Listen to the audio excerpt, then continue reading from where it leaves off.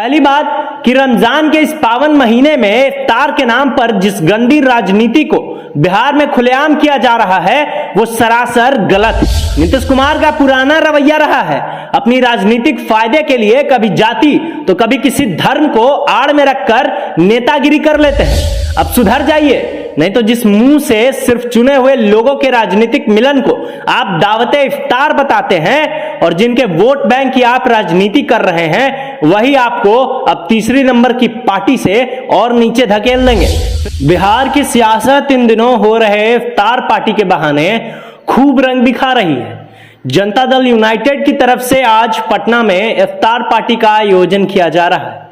इफ्तार party में शामिल होने के लिए नेता प्रतिपक्ष तेजस्वी यादव समेत उनके परिवार के अन्य लोगों को भी न्योता भेज दिया गया है।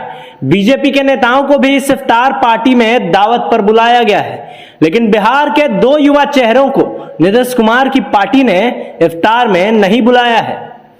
वीआईपी प्रमुख मुकेश सहनी और लोक जनशक्ति पार्टी रामविलास के अध्यक्ष चिराग पासवान को जनता दल यूनाइटेड की तरफ से इफ्तार पार्टी का न्योता नहीं भेजा गया है। आरजेडी की तरफ से राबड़ी आवास पर जो इफ्तार पार्टी हुई थी, उसके दौरान चिराग पासवान नीतीश कुमार के साथ ही वहां मौजूद रहे थे। हालांकि मुकेश सहनी मुंबई में होने के कारण तेजस्वी की इफ्तार पार्टी में शामिल नहीं हो पाए थे, लेकिन आज जेडीयू की इफ्तार पार्टी में ना तो मुकेश सहनी दिखेंगे और ना ही चिराग पासवान। रमजान के इस महीने में इफ्तार का जो महत्व है, वहां पर राजनीतिक मिलन समारोह बनाकर रख देने वाली इन पार्टियों में जदयू का दलील सुनिए। जदयू नहीं चाहता है कि फिलहाल जब तक नीतीश कुमार की यह स्थिति साफ ना हो जाए कि वो दिल्ली का रुख कर रहे हैं, तब तक जदयू सरकार में सेफ हैंड खेलेगा और इसीलिए उसके अल्पसंख्यक प्रकोष्ठ के नेता और स्टार पार्टी की कमान संभालने वाले सलीम परवेज ने चिराग और मुकेश सहनी को इफ्तार पार्टी में नहीं बुलाए जाने को लेकर दलील दी है। उनका कहना है कि इन राजनीतिक पार्टियों में केवल उन्हीं राजनीतिक दलों के नेताओं को आमंत्रित किया गया है जिनका बिहार विधानसभा में अस्तित्व है। विधानसभा में जिनके सदस्य नहीं हैं, उन्हें इफ्तार पार्टी में आमंत्रित नहीं किया गया। तो जदयू ने इफ्तार पार्टी को लेकर भी बाउंड्री वॉल कर दिया है, ताकि एक सीमित नेता जिनसे जनता दल यूनाइटेड को राजनीतिक फायदा है, वो ही इस इफ्तार पार्टी में शामिल हो पाएंगे।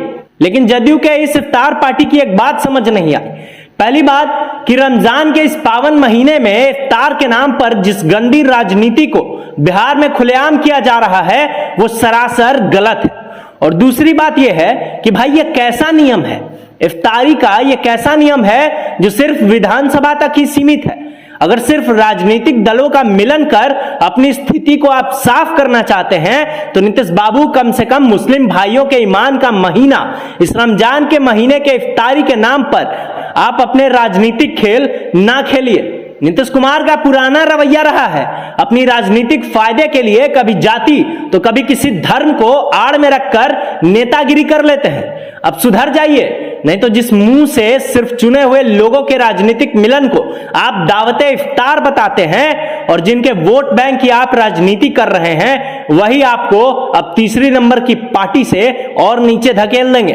फिर करिएगा खिलवाड़ किसी के धर्म से, किसी के मजहब से और किसी के रमजान जैसे पावन महीने। बिहार में सियासी सरगर्मी को लेकर इफ्तार पार्टी को निशाना बनाया जा रहा है। रमजान के इस पावन महीने को विभिन्न राजनीतिक दलों ने अपने एजेंडा के तौर पर पेश किया है। लगातार राजद, उसके बाद जनता दल यूनाइटेड ने सीमित राजनीतिक दलों को इसलिए बुलाया है ताकि वो अपनी सियासी स्थिति को साफ कर पाए। नीतीश कुमार दिल्ली का रुख जब तक नहीं करेंगे, तब तक वो बिहार में सेफ हैंड खेलेंगे और इसीलिए उन्होंने चिराग पासवान और मुकेश सहनी को आमंत्रित नहीं किया है।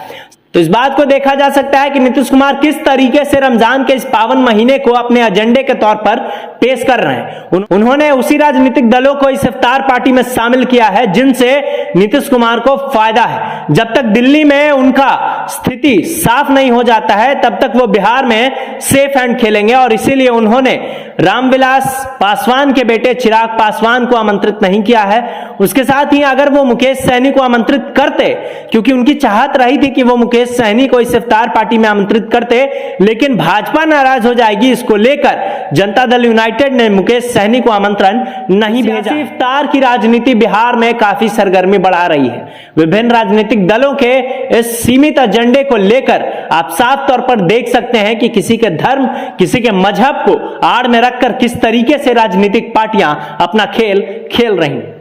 सियासी गलियारों से जुड़ी खबरों के लिए आप बने रहे हमारे साथ और देखते रहें बिहारी करेज। अगर ये वीडियो आपको पसंद आया है तो लाइक, शेयर और सब्सक्राइब जरूर करिएगा।